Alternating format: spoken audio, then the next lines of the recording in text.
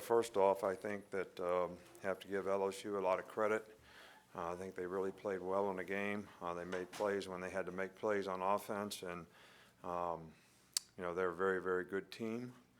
You know, great crowd, great atmosphere. Thank our fans for the support that they give us. And the bottom line is, especially in the first half, we didn't play very well. We don't want to waste a failure. There's a lot of lessons to be learned from the things that we did and didn't do today. I think that everybody's got to make a commitment to finish the season the right way. We don't really control our own destiny, but if we finish the season the right way, we can see, where it takes us.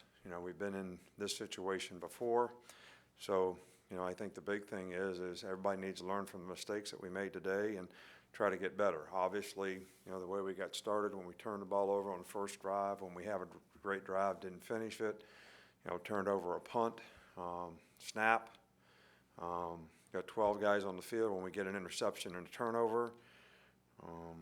And then, we trusted the quarterback before the half and, threw a pick, and they scored 14 points in the last 30 seconds of the first half. So a lot to overcome, but I have to tell you that I was really, really proud of our players. In the second half, they really fought hard to get back in the game and actually got themselves back in the game. We couldn't get a stop on defense when we needed to. Had a couple opportunities to stop them and didn't. And, offensively, we certainly scored a lot of points, and, onside kicks are difficult. Ball's got to bounce your way, but at least we gave ourselves a chance to win in terms of the way we fought back in the game, and I'm really proud of our players for that. So, as an organization, starting with me and everybody else, we need to learn from this, do a better job, give our players a better chance to be successful, and our players got to take advantage of that by going out there and executing and making, the kind of choices and decisions that's going to help them be the best players that they can be. And I think there's a lot to be learned from that, in this game. Not including the turnovers, what do you think your offense was missing in the first half? We couldn't run the ball very well, which was an issue. I think we got some pressure at times in the pocket. I just don't think we executed on all cylinders. We got a few penalties, put us behind the 8 ball. We have to have more balance and more consistency on offense.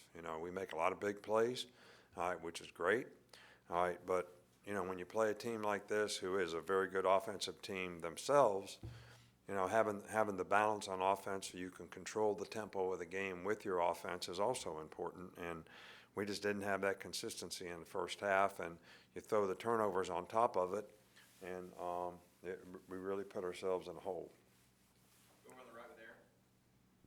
Obviously, LSU is a really talented offensive team, but as a defensive-minded coach, how frustrating is it for you that you can't get your defense to play maybe the way you want them to play?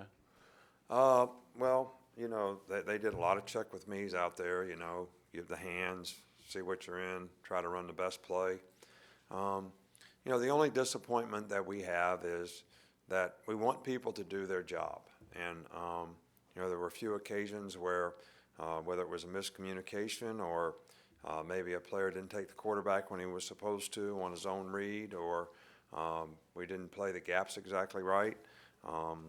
We didn't cover them correctly. We had a couple busts in the secondary that, were very critical.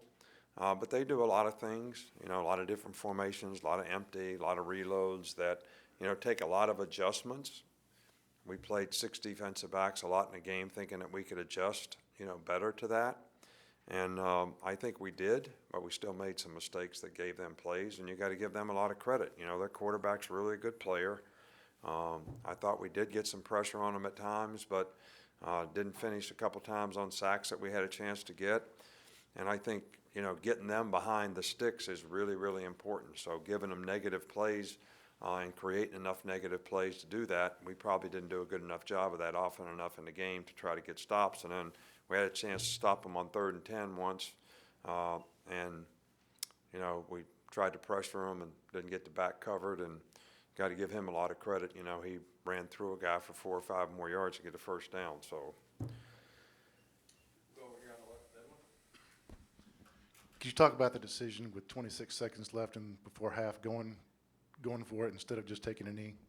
Well, since the result that we got was what we got, I wish we'd have ran the ball. I wish we'd have taken a knee.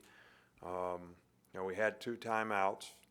We were trying to throw a chunk play, and maybe if you hit a big play, and we have a lot of capability to do that, and we trusted the quarterback to make a good decision.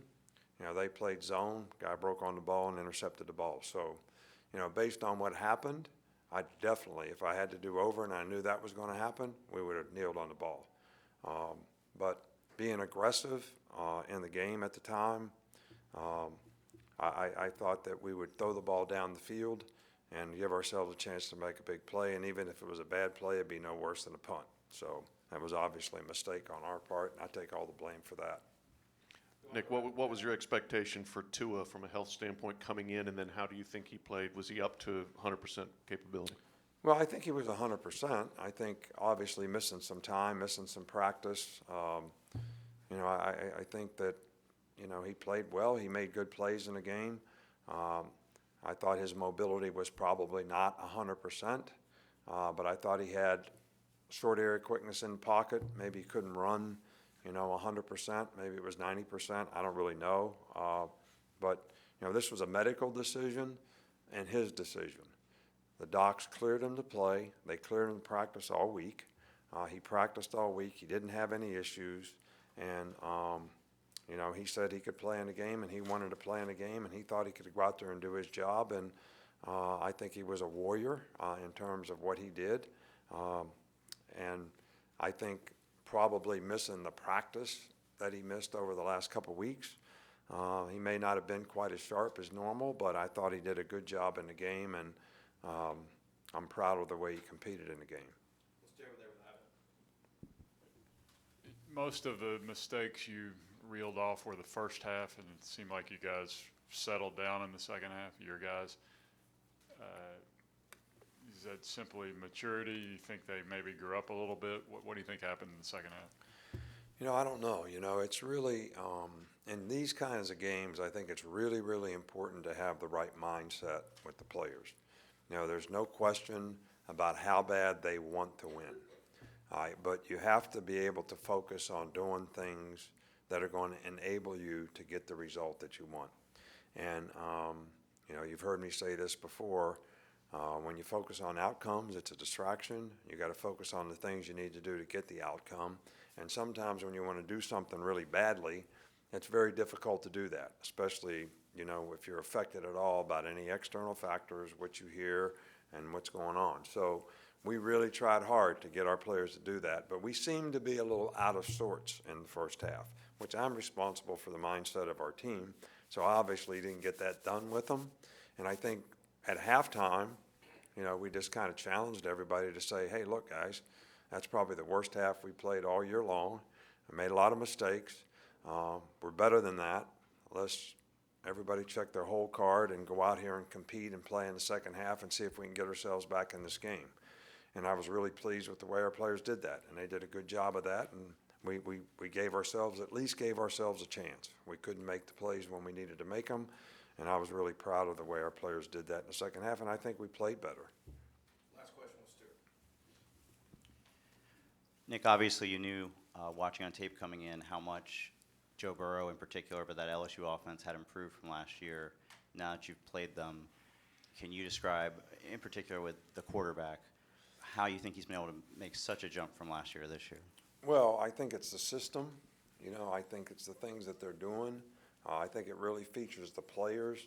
I think he has talking about the quarterback now, Joe has a really good handle on what they're trying to do.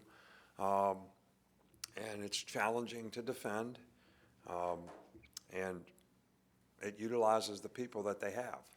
And look, they have no weaknesses on offense. They got a really good runner. They got a really good quarterback. They got really good receivers. They got a good offensive line.